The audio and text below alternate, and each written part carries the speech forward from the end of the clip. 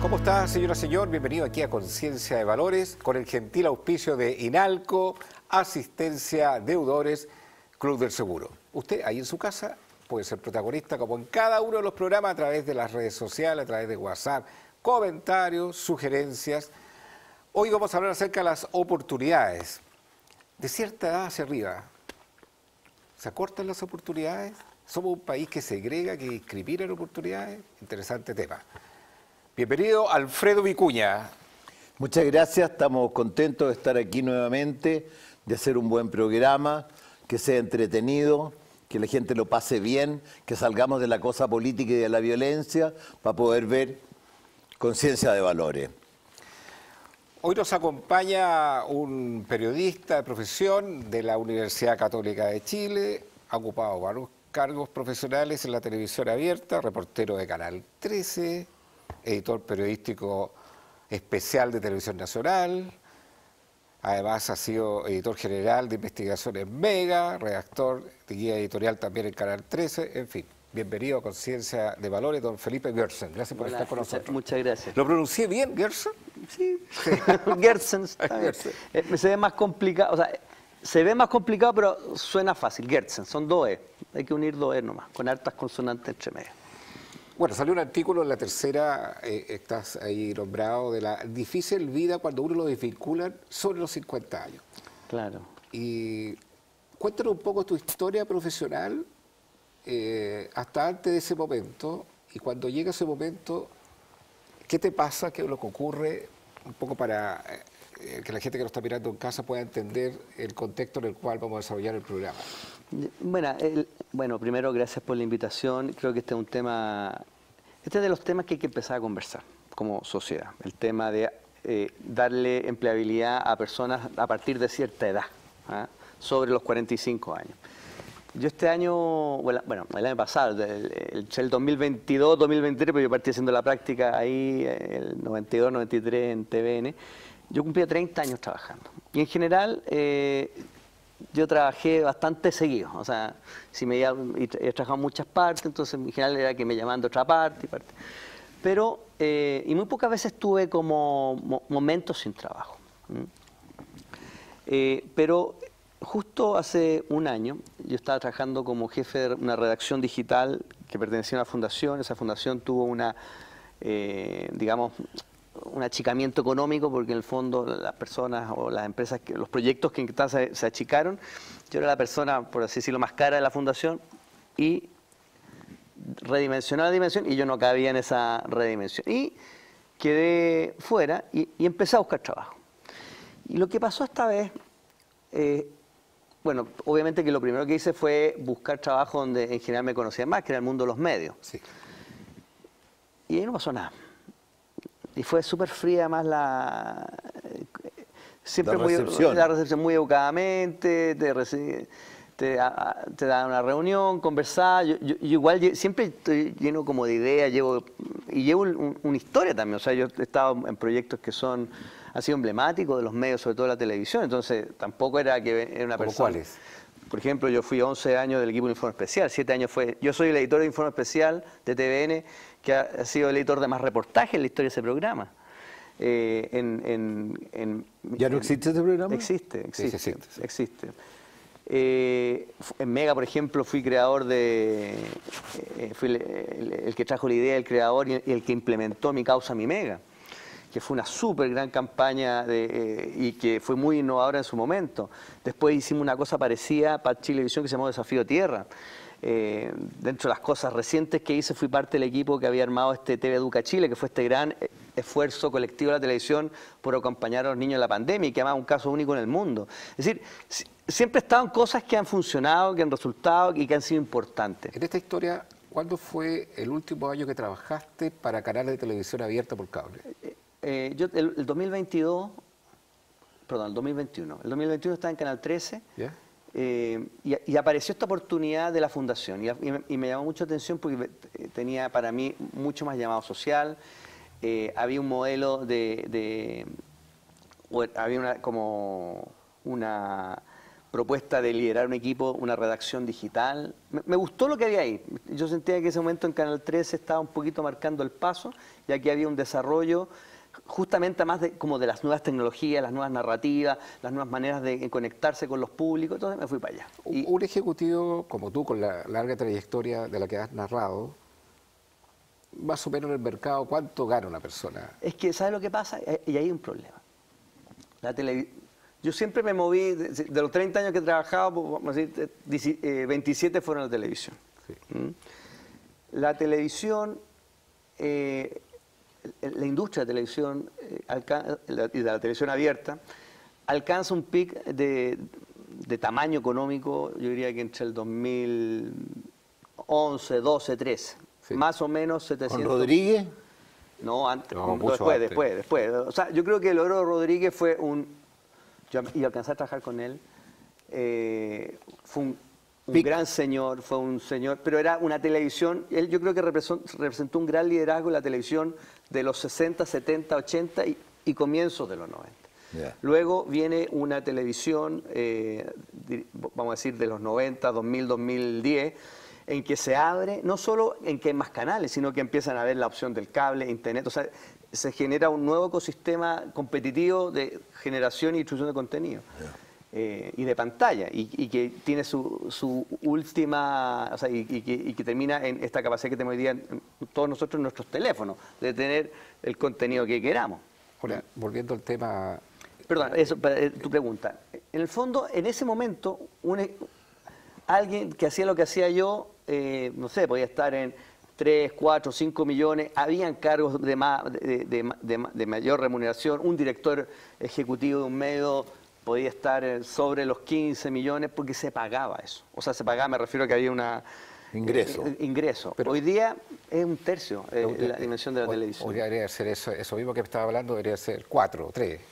Claro, pero... Y quizás 5. Pero yo diría que hay otro, no solo un tema económico de cuánto te pagan y cuánto, sino que es el tipo de talento que está al mando de esto. O sea, a mí me tocó vivir una generación extraordinaria de la televisión con jefes que fueron un lujo, realmente otra universidad, o sea, de trabajar con gente que con la que uno aprende día a día es algo y que inspira y ser parte más con ellos de cosas que todavía están como en la memoria de los contenidos, reportajes, campañas. Yo fui parte del equipo que armó el primer debate presidencial en TV. O sea, había visión, había ambición, había entusiasmo, había equipo y había dinero para hacer las cosas bien.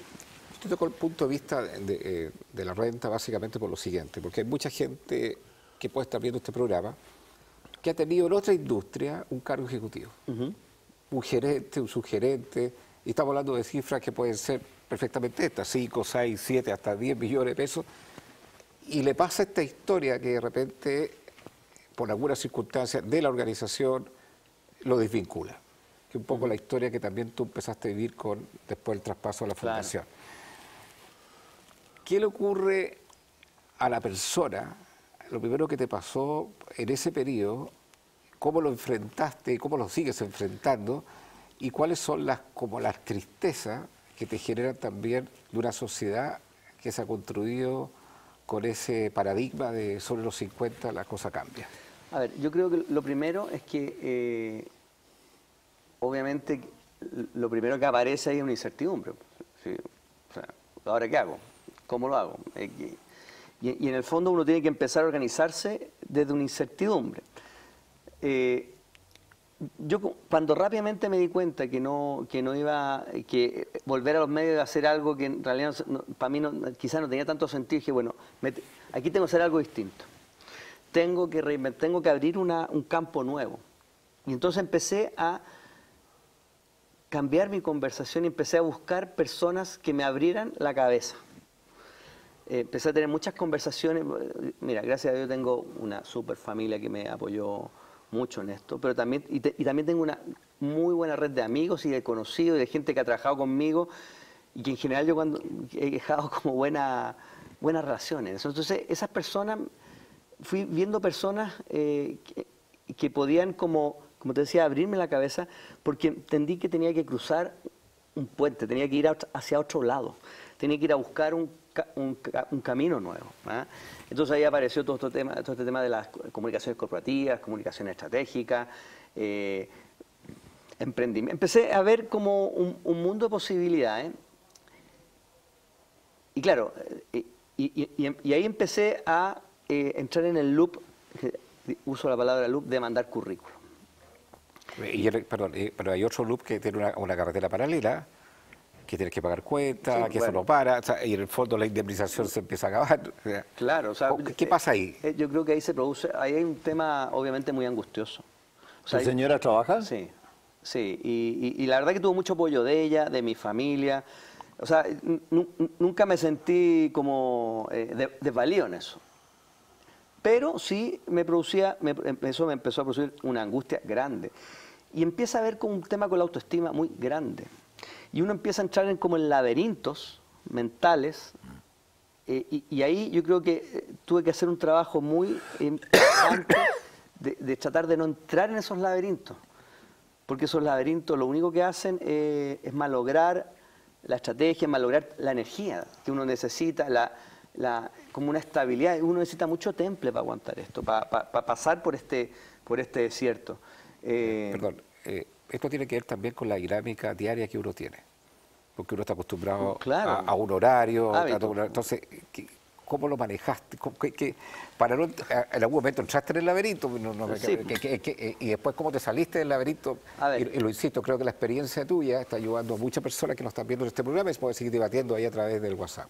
Mira, yo lo primero que hice fue, cuando ya decidí que no iba a seguir buscando en los medios, que era como mi mundo natural, lo primero que hice fue contactar a gente, tenía un par de conocidos en empresas que se llaman de outplacement, que son esta relocalización y que tenía cierta confianza, y también tenía amigos de empresas como de headhunter. Entonces, con ellos empecé a conversar cómo se hace esto, qué es lo que hay que hacer. Pero sí, lo práctico. O sea, ya, a ver, ¿cómo se hace un currículum para estos tiempos? ¿Cómo se plantea uno una conversación para empezar a buscar oportunidades nuevas? ¿Qué hay que estudiar que sea más eficaz dado mi perfil, dado mi currículum, dado mi historia? Bueno, y entonces empezaron a aparecer muchas ideas. Yo empecé a ordenar esta idea y me armé una rutina. Entonces, mi trabajo era buscar trabajo. O sea, yo tenía una hora de entrada de buscar trabajo, una hora de salida de buscar trabajo, tenía en la mañana hacía ciertas cosas, o sea, tenía como horarios, ya está, aquí estudio, aquí mando currículum, aquí no sé qué, aquí hago reuniones. Porque Tratar cuando más uno, una entra, cosa por hacer. cuando uno entra en el espiral negativo y dice en Chile nadie te contrata a los 52 años, tú mismo te estás poniendo un lazo en el cuello que decir, o sea, no me van a contratar. Lo que pasa es que ahí, lo primero fue armarme esta rutina. Y cuando empecé a armar esta rutina, bueno, empezó todo el trabajo de empezar a mandar currículum. Y ahí yo me di cuenta de algo, o sea, un par de cosas que me llamaron la atención. La primera es que habían como respuestas muy rápidas de muchas gracias, siga participando, nada, que claramente eran respuestas como de robots, no eran respuestas de un ser humano, porque yo hacía el ejercicio de responder y no había respuesta. O que si uno mandaba un currículum, en realidad, no, y después, por ejemplo, yo quería averiguar qué había pasado y trataba de indagar en la empresa que se suponía que estaba reclutando, nadie sabía y me derivaron a un headhunter. Entonces dije, bueno, a ver, fui a hablar de nuevo con mi amigo headhunter, o un par de amigas headhunter que tengo. Me dijo, bueno, sí, que efectivamente hoy día hay un tema con la edad. A uno ya no le piden la foto, o sea, el tema de la apariencia. A uno cuando le piden género, dice masculino, femenino, no quiero decirlo, otro, o sea, da lo mismo, o sea, pero siguen preguntando la fecha de nacimiento. Entonces, y esto es algo que no solo pasa en Chile, empecé a averiguar y empecé a como documentarme, y este es el tema en todas partes del mundo. Nosotros somos una generación muy educada en el sentido de que somos muchos los primeros en nuestras familias que fuimos universitarios. muchos de nosotros además tuvimos posgrado, tuvimos acceso a o sea, tenemos una base bastante buena. Probablemente mucho más pensado por un mundo que está desapareciendo, que eso es verdad, o sea, que aquí hay una necesidad de adaptarse. Pero lo que empezó a darme rabia, porque ahí pasé desde esta cosa del laberinto mental, aquí también había un momento de mucha rabia, decir, ¿por qué no me dejan competir? ¿Por qué no? O sea, me sentía como en una competencia desleal, una competencia que me descalificaban por un dato que yo no puedo hacer nada con ese dato. Pero hay una cosa que... Perdón, una pregunta, te paso el tiro para cerrar ese capítulo. Se dice que en Chile el que encuentra pega es el que tiene pituto, el que tiene red de contacto. ¿Qué pasó en ese ámbito? Bueno, yo creo que las redes... ¿Qué opinión tienes tú de eso? A ver, yo creo que las redes son clave, ¿eh? Las redes son clave. O sea, yo creo que... Ahora, ¿para qué fueron importantes en mi caso? Para empezar a mover en distintos mundos que yo estaba buscando trabajo. Me estoy refiriendo a las personas, no a las redes sociales, porque ahí yo al final conseguí trabajo por redes sociales, eso fue otra cosa. No, pero la red de las personas sirven para empezar como a transmitir, oye, tal persona está sin trabajo, y si alguien sabe, y claro, y si uno tiene un mundo de contacto en que hay más oportunidades de trabajo, a lo mejor hay una mayor probabilidad de encontrarlo. Ahora, yo lo empecé a mover eso, pero tampoco llegó mucho, porque además todo esto se da en un contexto de un país que está con una economía más lenta y que está con un problema del mercado laboral grande, que no solo la gente de más de 50 años, es en general. Este es un país que está muy frío económicamente. Alfredo. Mira, desde luego Chile no crece hace 10 años. Y cuando no crece es porque no hay nuevas empresas y no hay nuevas inversiones. Y si no hay nuevas empresas, nuevas inversiones, no hay nuevos trabajos. Ese es un punto que tú lo has planteado. Segundo, yo creo que los argumentos que das tú me parecen re buenos. He trabajado con mucha gente, yo he trabajado durante 25 años en el área del coaching o haciendo cursos de oratoria, de comunicación, en las universidades, en esto, en lo otro. Y muchos de mis trabajos fueron sin ningún contacto, sin nada. Yo llegaba nomás a una empresa y decía, mira... Entonces, hay una cosa que yo aprendí, no sé si le puede servir a los auditores, a ti, a cualquiera. Televidente. Televidente, claro que yo trabajé en la radio agricultura. Entonces, consiste en lo siguiente, que tú preguntes en el mercado, si es posible, ¿qué necesidades tienen las empresas hoy? Porque las empresas y los empresarios... A mí me decía Manuel Aristía, que es el presidente de Agrícola Aristía, en 60 años que soy gerente de Agrícola Aristía o presidente, nunca ha venido una persona a preguntarme, oiga, ¿qué necesidades tiene Aristía? De los pollos. Entonces, yo creo que ver qué necesidades hay. Por ejemplo, yo me planteaba en las empresas, decía, mire, ¿ustedes tienen problemas de comunicación? Sí, claro. ¿De relaciones humanas? Sí. Yo les voy a enseñar cómo hablar, les voy a enseñar desarrollo personal para que la gente no se destruya una con otra, les voy a enseñar a mejorar el autoestima, lo que decías tú antes, algunas cosas en que las empresas necesitaban.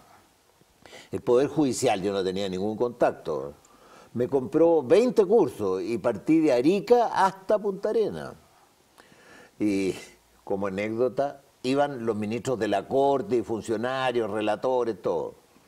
Como anécdota, en Punta Arenas, una parte del curso lo hacía yo y otro se lo encargaba a gente, ¿me entiende? Que hacía una parte, que hacía juegos, como para que porque después de almuerzo, con el sueño que da el almuerzo, entrar a clase con un señor que estaba adelante hablando, así me iban a quedar dormidos todos. Lógico. Y llamé por teléfono a una universidad de Punta Arenas y pedí que me dieran con el encargado de todos los ejercicios, gimnasia, en fin, todo esto. Y me dieron con un venezolano que medía 2 metros, o colombiano, y que tenía 15 pulseras a cada lado, 8 anillos, y la cara pintada entera, tatuada. Entonces, me mandó una fotografía, por eso vi que era así, le dije, ni un problema, ¿te podrías sacar los collares y los anillos para hacer clases? Porque en el Poder Judicial la gente es más sobria. Y fue y hizo las clases, yo ya estaba allá. Entonces yo hacía clase hasta la 1 y él hacía clase de 3 a 5. Claro. Las ministras de la corte Claro, me decían, oiga, podría traer de vuelta, enamorada, perdida de este colombiano o venezolano que tenía un físico espectacular. Pero lo que te quiero decir es preguntarle a las empresas qué necesidades tienen y ofrecer algo que tenga un lenguaje diferente. Yo, para hacer clases de oratoria, puse una palabra que me dio mucho rédito, que es la palabra encanto, hablar con encanto. Entonces, ver de qué manera cada uno de nosotros, porque hay gente que nos está viendo, puede venderse, entre comillas, ofrecer sus servicios, ¿me entiendes?, con alguna novedad. Sí, yo creo que eso es súper importante porque una cuestión que entendí también en el camino es que uno tiene que ser una oferta de valor interesante. Y claro, como yo me estaba empezando a mover a otros mundos que no eran... Yo tenía que entender ese mundo para empezar a ser interesante para ese mundo. Y yo creo que también uno tiene que transmitir... yo siento que junto con ser una oferta de valor interesante, que considere también, por supuesto, qué cosa puedo yo ir a solucionar, aportar, como también soy capaz de, desde mi propósito, impactar, ayudar, propulsar el propósito de la organización a la que estoy intentando Pero mira, servir. hay un ejemplo chiquitito, y con esto termino. ¿Por qué te compraste esos blue jeans? Contéstame. ¿Esto? Ah, no, es que esto es divertido porque esto fue un... Bueno, pero alguna vez te has comprado... Sí. Ya, esa chaqueta te la compraste. Claro. ¿Por qué te la compraste? Es que siempre me gustó esta chaqueta desde... Me gustó. Claro. Entonces, lo que nosotros ofrecemos le tiene que gustar al que compra. Lógico. Porque tú le puedes dar muchos argumentos lógicos. Pero usted parte de una base que a veces cuesta entenderla. Es como que hay una etapa que uno se salta, porque cuando a uno lo desvincula de una empresa en la cual era tu ingreso principal, que no te iba mal, donde tú tenías un estándar de vida, que también se lo brindaba a tu esposa y a tus hijos, y todo eso se empieza a desvanecer, te empiezan a ocurrir cosas en la salud mental. Exactamente. Entre la angustia, la ansiedad, la depresión. Entonces, pero esto está repuesto. No sé, habría que preguntarle a qué nivel está repuesto. No, pero él dijo que no había dado cabida a la mala autoestima y pensamiento negativo. O sea, mira, yo voy a decir una cosa. Yo entré en momentos en que, porque era muy difícil, sobre todo cuando empiezo a darme cuenta que los currículums rebotan, que te responde un robot, que mi amigo es en realidad hay una instrucción no dicha pero que está establecida.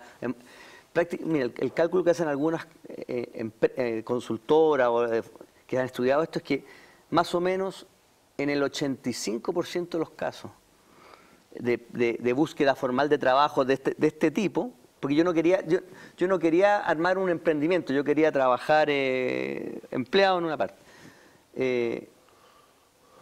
Si uno tenía más de cierta edad, al tiro quedaba afuera, o sea, no entraba ni siquiera a revisarse un segundo, un tercer, un cuarto elemento.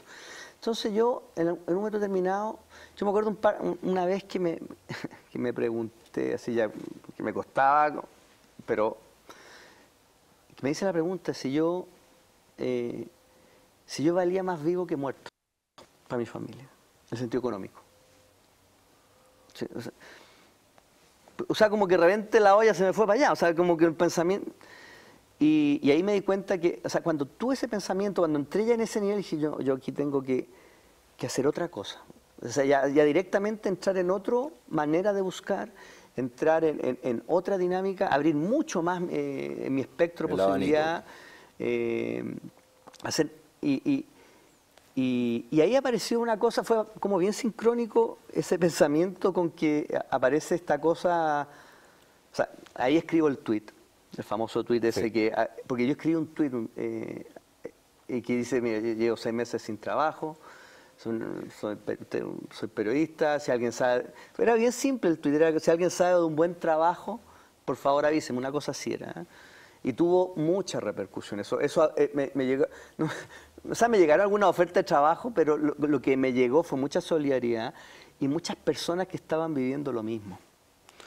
Y en paralelo sucedió que yo de repente vi en ese momento Twitter, ahora X, una foto del Teatro Municipal de La Pintana. Yo hace rato que venía siguiendo lo que se hacía ahí porque me llamaba mucho la atención lo que pasaba ahí. Yo no conocía a la alcaldesa, salvo de que la conozco como todo el mundo, o sea, que porque sale la noticia, porque es una autoridad. Y le mando un mensaje por Twitter. Le digo, alcaldesa, admiro mucho lo que usted está haciendo, ojalá en algún momento tenga el privilegio de trabajar con usted. Y le mandé un mensaje y me contestó. Ella tampoco me conocía de nada. Dije, mira, ¿en serio? Sí. Y le dije, si quiere le dejo mi teléfono por si necesita algo. O sea, una cosa así como, bueno, dice ya. Y como a las 3 semanas me llamó. Me dijo, ¿sabes qué? Tenemos aquí un desafío, hay algunas necesidades específicas que tienen que ver con el mundo de las comunicaciones. ¿Te podrías juntar conmigo? Sí, bueno. Y fuimos, y ahí hicimos el match y me puse a trabajar en La Pintana. Yo no tenía, o sea, si yo me hubiera dicho 5 o 6 meses antes, oye, está en tu cabeza ser funcionario municipal, claro, además de La Pintana, yo en Colina. Pero estoy feliz, estoy contento, muy agradecido. Creo que los talentos que tengo, y las destrezas, las habilidades, conversan muy bien con lo que tengo que hacer ahí. O sea, se hizo un buen match. Háblame un poco de qué es lo que pasó con tu esposa, con tus hijos. Uno tiene que decirle a los hijos, sabe que ahora nos vamos a tener que apretar, hay beneficios que no vamos a poder tener. ¿Qué fue lo más duro de escuchar? ¿Qué fue lo más noble de escuchar? Y vamos a ir a una pausa comercial. Antes te vamos a dar 3 consejos. Inalco. ¿Qué pasa con Inalco? Mira, Inalco es una empresa distribuidora General Motors que tiene la siguiente característica. Inventó algo nuevo, lo que estamos hablando. Tú llamas a Inalco porque tienes que hacerle un servicio a tu auto. Van a buscar tu auto, lo llevan al taller, le revisan todo, le cambian el aceite, esto, lo otro, aquí, los frenos, ven, todo lo que sea necesario, te lo van a dejar a tu casa y no hay sobreprecio. Eso es muy práctico. Entonces, la verdad que es una cosa, es una novedad, es lo que estamos hablando aquí. Para venderse hay que ser novedoso y provocar placer. Yo creo que una señora que llama a Inalco le dice, oiga, vengan a buscar mi auto, ¿me entiende? Le da placer, no tiene que ir al taller, no tiene que nada. Y le va a llegar una cuenta seria, facturado y sin ningún costo adicional. Eso da placer. Taller móvil para hacer sus mantenciones preventivas, ahí Inalco en pantalla, aparece toda la dirección, teléfono de contacto. Segundo dato que le doy, Felipe, asistencia a deudores. Hay mucha gente que está endeudado hasta el cuello, no puede pagar las deudas porque no tiene ingreso, cayó en morosidad y existe una ley que se llama la ley quiebra individual de personas.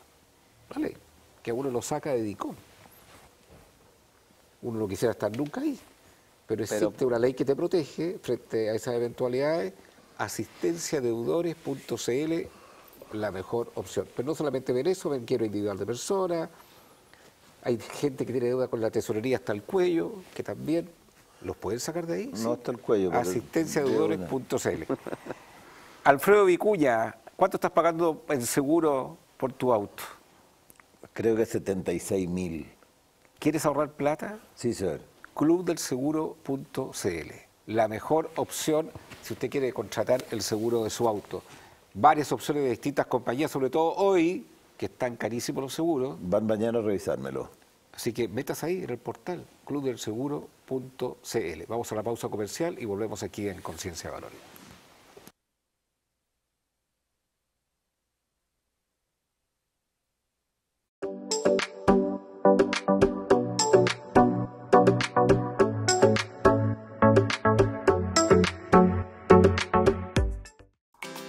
¿Las deudas te tienen sobrepasado?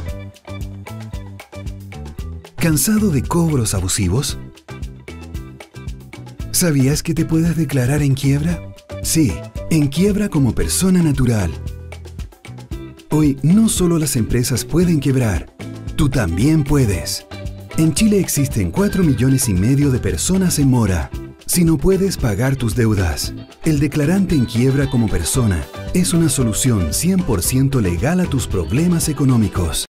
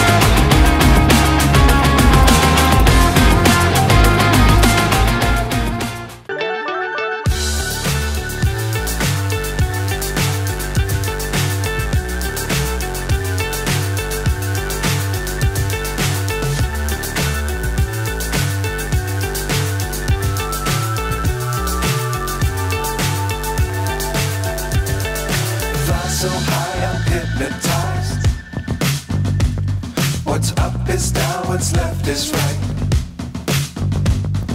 Chasing stars and holding you. I can't see the end, but we'll see it through.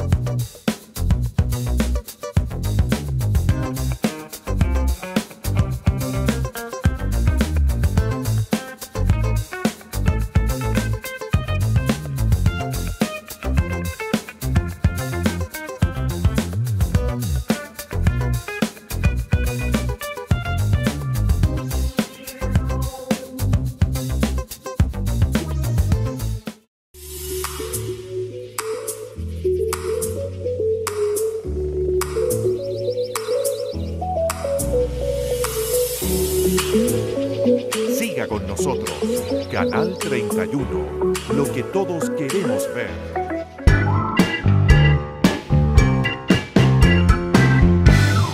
Siga ahí comentando, ahí en el WhatsApp, sugerencias.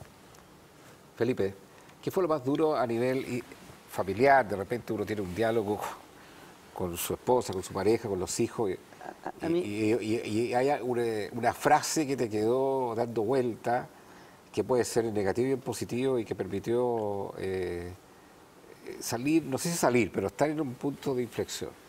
Mira, yo la verdad que tengo mucha suerte, tengo una esposa fantástica que en todo momento acompañó, no me generó ni un momento así como de depresión. Al revés, fue muy consciente y muy cuidadosa conmigo. Ella tiene dos hermanas que además nos conocemos de mucho tiempo, o sea, la familia de mi señora es una familia que conozco hace mucho tiempo, entonces fueron todos muy apañadores, además ofreciendo conversación, muy pertinente. Yo tengo también mis papás vivos, ellos fueron también muy cariñosos en esto, o sea, nunca sentí desde el punto de vista de mi familia y de mi entorno, muchos amigos también, lo que necesite. Un par de amigos que me ofrecieron si necesitaba pagar el colegio, o sea... ¿Pero cómo lo hiciste ahí en la parte económica? Bueno, ¿Tuviste que en algún momento aplicar economía de guerra? Total, y comerme ahorro y de repente pedir un préstamo confiando en que, o sea, uno empieza a hacer malabares. Pero el rollo era más bien mío. A mí me da mucha pena, además, dar toda esta inseguridad a mi familia. Yo tengo dos matrimonios, en el primer matrimonio tengo unos hijos grandes, con ellos también conversé, pero yo no vivo con ellos el día a día. Pero sí tuve que restringir cosas, dejar de pagar cosas, tuve que hablar con la mamá de ellos y ponerme de acuerdo en eso. Y tengo una nieta chica que lo único que ellas fueron siempre como mi regalo, ¿no? Entonces, como cuando estaba realmente como esos momentos de angustia, muchas veces jugué con ella y eso me sacaba de esto. Total.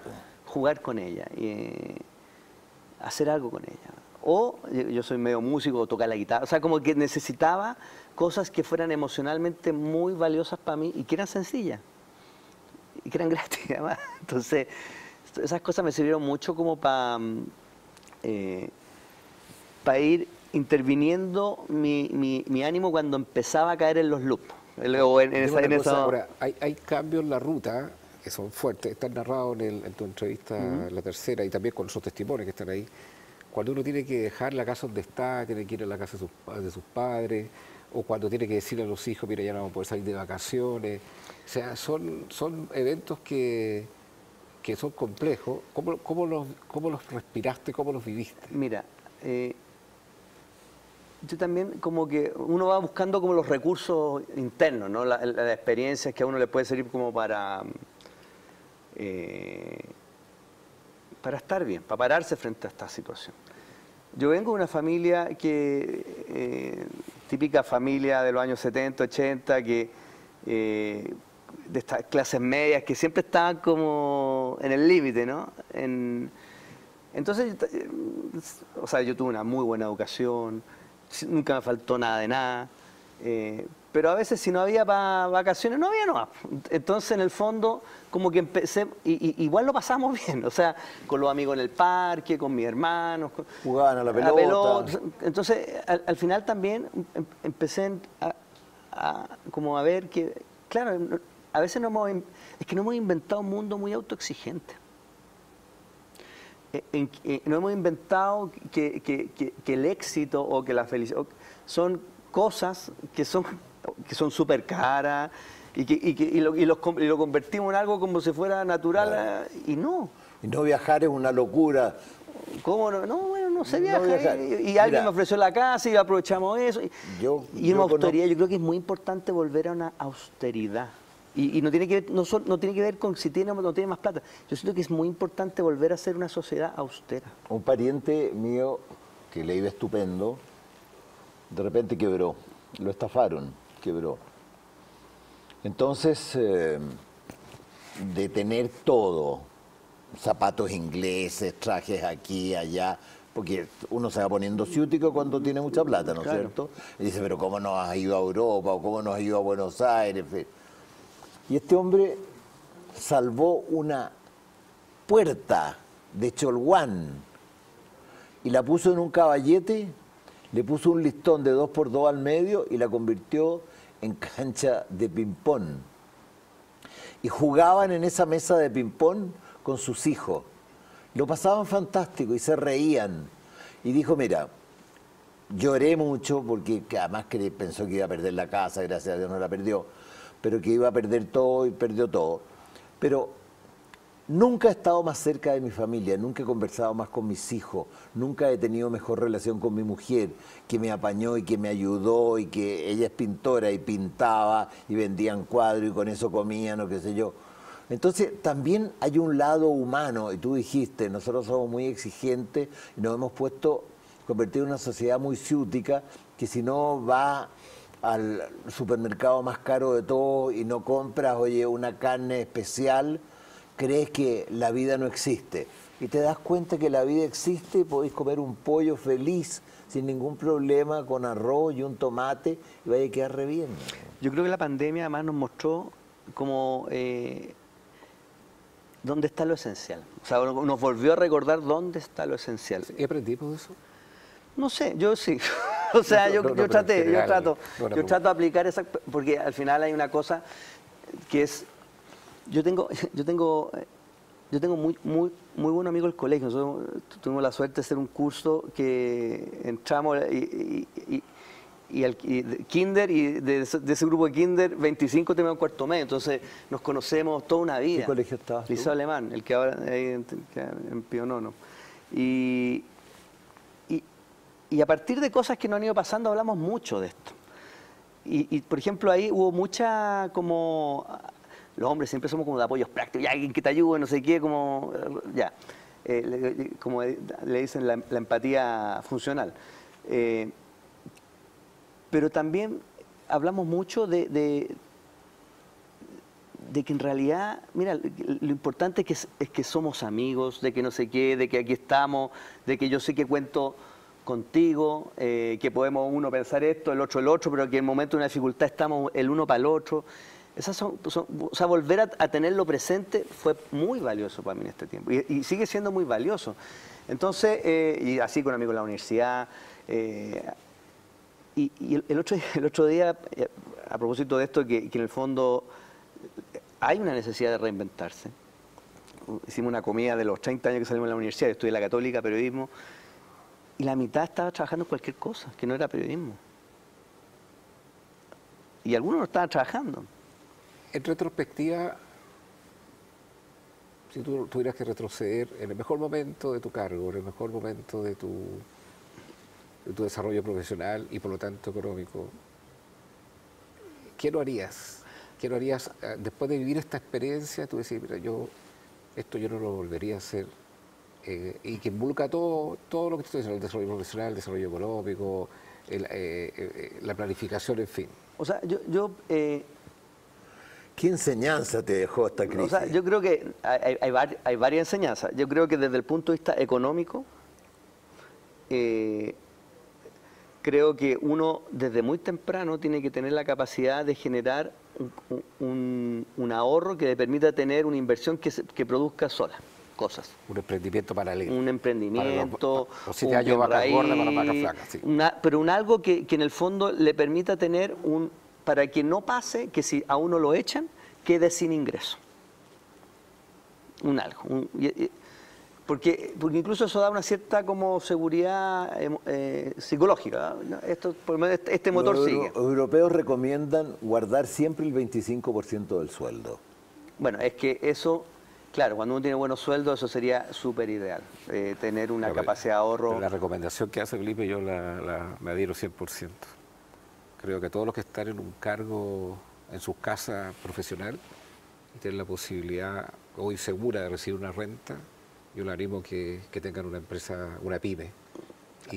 Porque uno nunca se va a saber, nada de eso es permanente. Lo único permanente es el cambio. Entonces, es que, claro, esa fue la enseñanza. La segunda. Yo creo que otra enseñanza es estar siempre conversando con gente que entienda el mercado laboral. Porque si uno quiere ser empleado, o sea, y a mí me ha encantado ser parte de organización, yo soy muy gregario, he estado en los canales de televisión cuando le ha ido súper bien y me encanta ser parte de un equipo, ahora estoy en un equipo grande como la Municipalidad de Pintana, o sea, yo soy de patota, y entonces me gusta eso, pero es importante entender qué industrias están funcionando, cuáles son las que van a seguir, cuáles las que se van a empezar a morir, porque hoy día estamos viendo un mundo de tantos cambios tan rápidos que hay muchos trabajos que cuando éramos jóvenes tenían todo el sentido del mundo y no existen. Y van desapareciendo. Entonces, forma parte también de las dinámicas de la economía y de las sociedades. Emprender, estudiar. Yo creo que uno tiene que estar todo el rato estudiando y conversando. Yo diría tener un plan de conversación. Yo diría tener una conversación a la semana que se trate como de ir haciendo el fine-tuning de uno mismo en el mercado laboral. Hoy día, ¿cómo ves tú la industria de la televisión? La industria que viste tú, que mencionaste incluso la década de los 70, los 80, los 2000. ¿Cuál es la, es la mirada en cuanto a la calidad? Primero en cuanto a la calidad, en cuanto al contenido, en cuanto al aporte a la sociedad. A ver, yo lo primero que creo es que la televisión, vamos a hablar de televisión abierta, que es como, porque son varias industrias la televisión de cable distintas, pero yo diría que la televisión abierta hoy día tiene un gran problema de hacer cosas propias. Lo que hoy día o transmite teleseries de otros lados, las turcas por ejemplo, o hace versiones de formatos que... O sea, ¿qué porcentaje de los auditores de un canal de televisión van a la televisión chilena? Depende de la edad. Yo diría que personas de 50 años para arriba podría estar perfectamente, todavía podría estar más o menos en un 50%. De 50, pues vamos a poner por decir a propósito de los 50 años, estamos hablando del trabajo.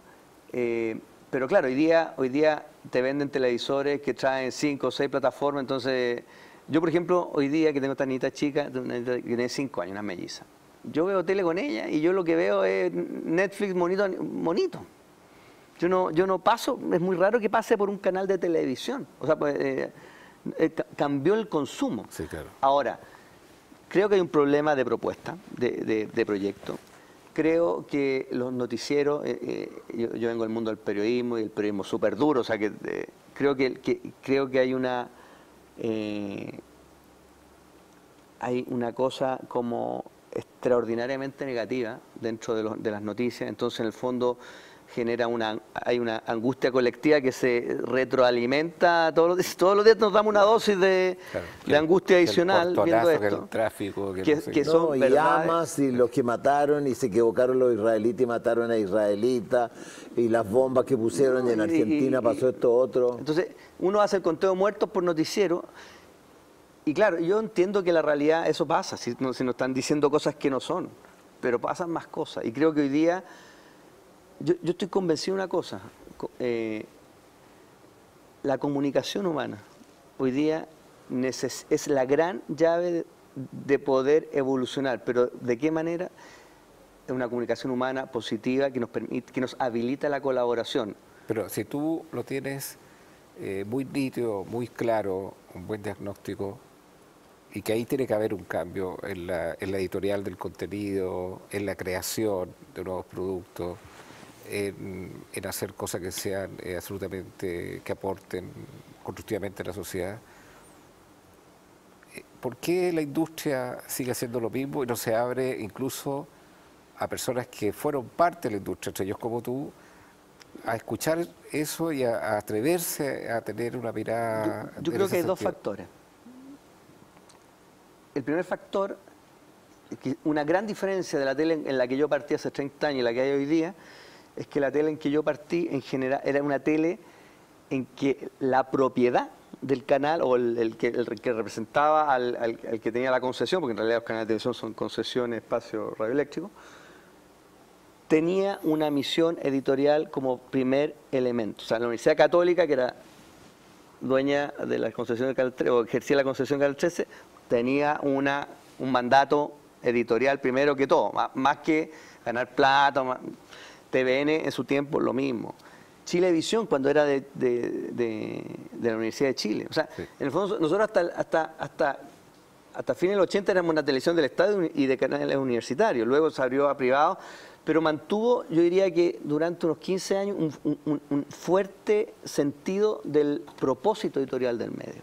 Yo creo que los canales de televisión tienen una misión pública y tienen una obligación pública porque ocupan un espacio para funcionar, necesitan un espacio radioeléctrico que es público. ¿Pero cómo la califica hoy día tú? Yo creo que hoy día es una televisión que pasó... Ordinaria, mal hablado, grosera. Y yo diría, mire, yo creo que es de todo. Yo tengo mucha gente que trabaja ahí, le tengo mucho cariño y mucho respeto, pero creo que es una televisión que hoy día no tiene su propósito como principal, sino que tiene un sentido de sobrevivencia. ¿Cómo hago cosas que me permitan, si gasto 10, ganar 11? Y entonces está muy en lo transaccional. ¿Cuál fue? Muy poco creativa y con poco sentido editorial. Yo inventé dos cosas que tuvieron un gran valor editorial en los últimos años y que creo que fue un error sacarlos o dejar de hacerlo, que era Mi Causa, Mi Mega, para Mega, y Desafío Tierra para Chilevisión. El caso de Desafío Tierra, Chilevisión, íbamos como avión con ese proyecto, vino el estallido social y la pandemia, entonces claro, ahí se... Pero estos siguen siendo, o sea, creo que la televisión sigue siendo un medio súper relevante, pero esa relevancia tiene que ver con querer ser una herramienta útil para su pueblo, para su gente, para su público. De todos los empleadores que tuviste, por los cuales pasaste en tu vida laboral, ¿en cuáles tuviste una gran experiencia? ¿En cuáles tú dirías esta fue una pésima experiencia? A mí me tocó, por ejemplo, fue muy bueno la experiencia de TVN en los 90. El TVN en los 90, que era un canal pobre, que venía saliendo de la dictadura. Incluso cuando yo entré a trabajar todavía había nóminas de gente de la CNI que se pagaban a través de TVN. O sea, ese era el nivel de lo que había ahí, CNI. Ya, se hizo todo un trabajo interno, se mantuvieron gente que venía de los 80, se hizo un gran trabajo de armar un equipo joven, bastante limpio de cabeza en el sentido como político, entonces era como orientado a la tarea, había una línea editorial súper clara y había un gran compromiso. Ese TVN en los 90 es precioso. Después me tocó trabajar también un poco en el Canal 13, cuando todavía estaba Don Eleoro, Gonzalo Bertrán, todo ese mundo. Ahí sobraba la plata. Era como un canal de Suiza esa cuestión. Ahí hacían... Hay un par de, me acuerdo como de capítulos de Vía el Lunes y se gastaban $300.000 en el capítulo. Sí. Y ganaban plata, o sea que el chorro que le daba a la Universidad Católica el canal era enorme. No, claro, pero en ese momento... ¿Ah? La publicidad también. En ese momento... No, te digo, lo que le sobraba al Canal 13 sí. Y que se lo entregaba a la universidad... O sea, Canal ahí 13 no había le pasaba la plata a la universidad. Claro. No habían problema de recursos. Uno vivía con una cierta abundancia, pero también vivía dentro de una alta exigencia. ¿Y en la peor experiencia? Yo creo que mis últimos meses de mi última vez por Canal 13 fueron, como dicen, fueron fome, así fueron un poco duros porque yo sentía que estaba muy estancado en lo que estaba, sentía que no había una discusión de contenido interesante, creativa, amplia, sino que había como una cosa muy mediocre y muy exigente desde una cosa, o sea, digo, bueno, si queremos pegarnos saltos tenemos que hacer cosas distintas, o sea, no, claro. pero eso necesita un tiempo, una reflexión, un estudio, necesita... Pero ¿cuánta capacidad de escucha hay en las organizaciones a la gente con mayor experiencia? ¿O finalmente no es tan valorado y es mejor traer profesionales jóvenes que tengan una mirada distinta? ¿Cuánto de esto en la cultura de las organizaciones hace que incluso hoy día personas son los 50, son los 45, las posibilidades, digamos, que tengan dentro de la propia organización más que se expanden, sino que se limitan? Claro, la televisión, que es como el mundo en que más está, pero también está otro tipo de organizaciones, creo que siempre son grandes labores de equipo. Son trabajos de equipo. No es que sea uno, no, son trabajos de equipo.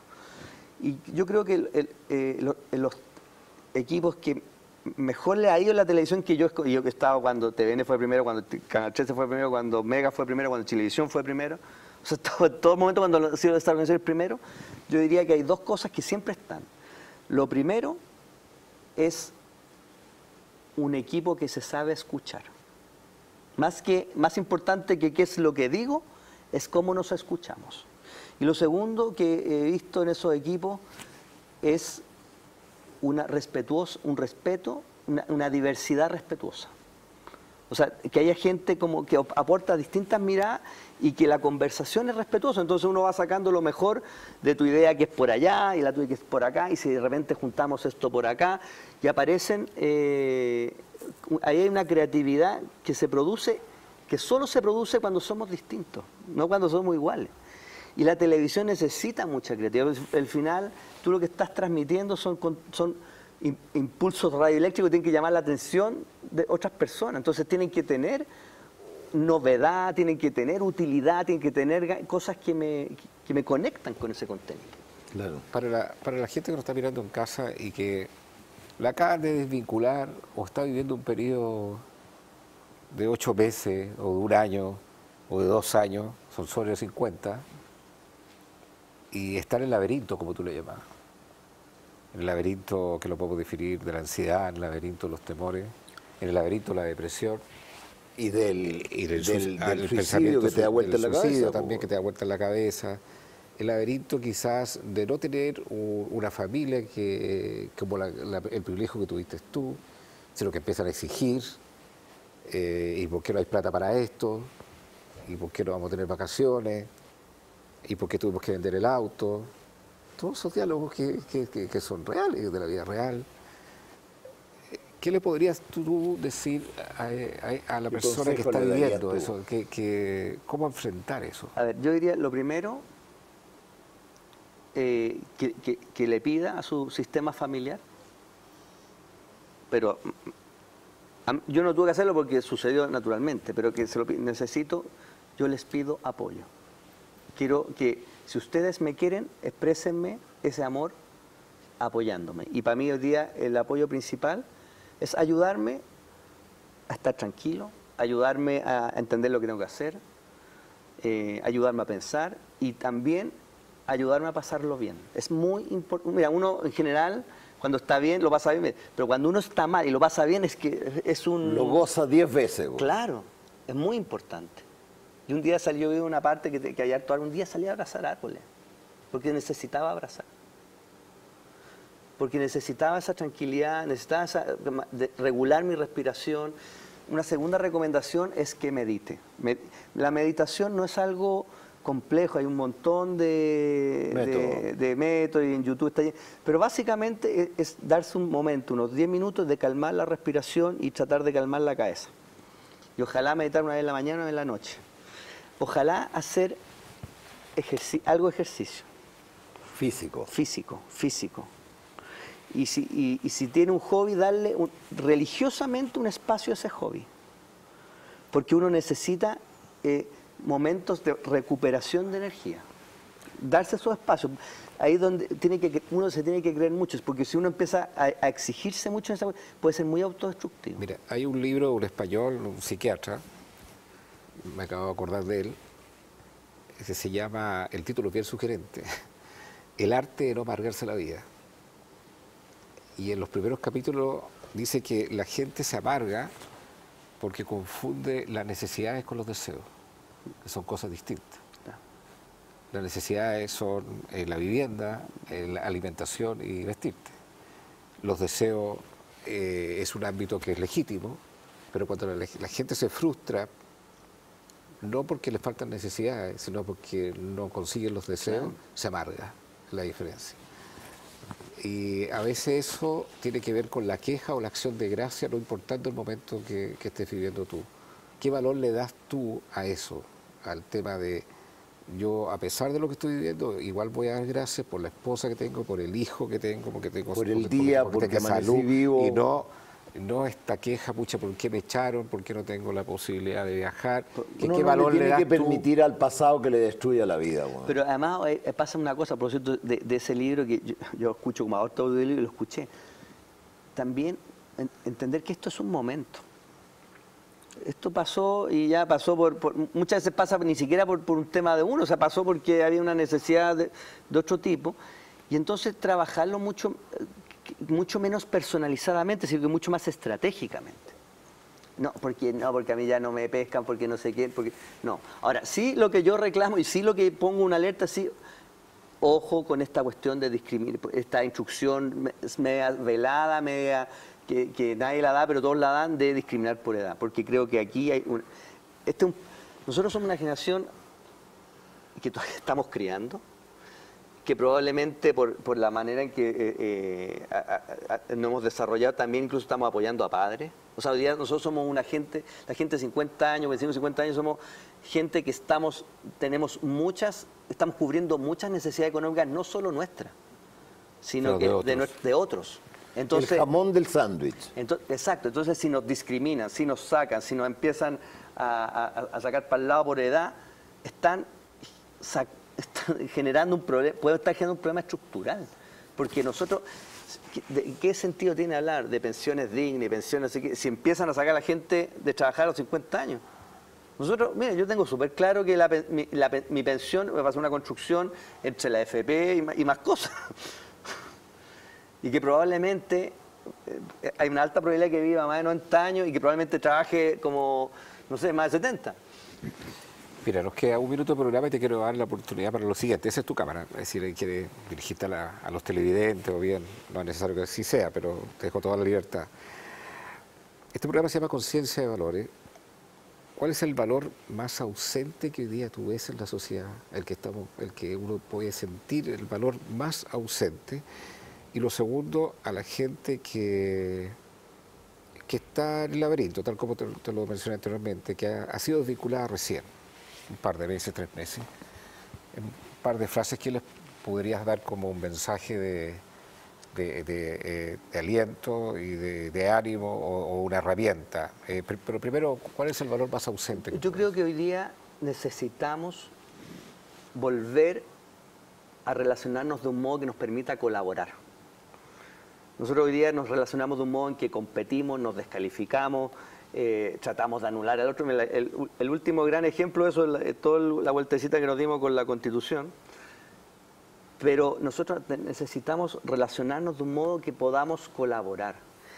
Y ahí lo más importante es entender que yo necesito al otro para ser mejor, para vivir mejor. El otro es una gran oportunidad para mí y yo soy una gran oportunidad para ese otro. Creo que hay que cambiar ahí la mirada, cambiar la conversación, cambiar la manera en que nos miramos ahí. Y eso necesita muchos valores particulares. A la gente que está viviendo esta búsqueda, yo les deseo una gran Navidad, un gran 2024. Usen este tiempo en que en general no se toman muchas decisiones en materia laboral como un descanso. abracen mucho a sus seres queridos y renueven su energía, su mentalidad, vean qué cosas pueden hacer distintas, prueben cuestiones, empiecen a abrir su cabeza, empiecen a tener nuevas conversaciones y hágalo siempre. Y es como, no es lo que voy a decir, esto, pero tengan como un ancla, algo que les permita todos los lunes en la mañana y todos los viernes a la tarde inyectarse esperanza. Felipe, gracias por haber venido aquí a Conciencia de Valores. Don Alfredo Vicuña, ¿quiere agregar algo más? No, estoy bien. Se ve bien usted hoy día, de ese pañuelo rojo que trae. Gracias, gracias. Siga debatiendo ahí a través del WhatsApp. Nos vemos la próxima semana. Gracias por participar siempre en cada uno de nuestros programas. Chao, chao.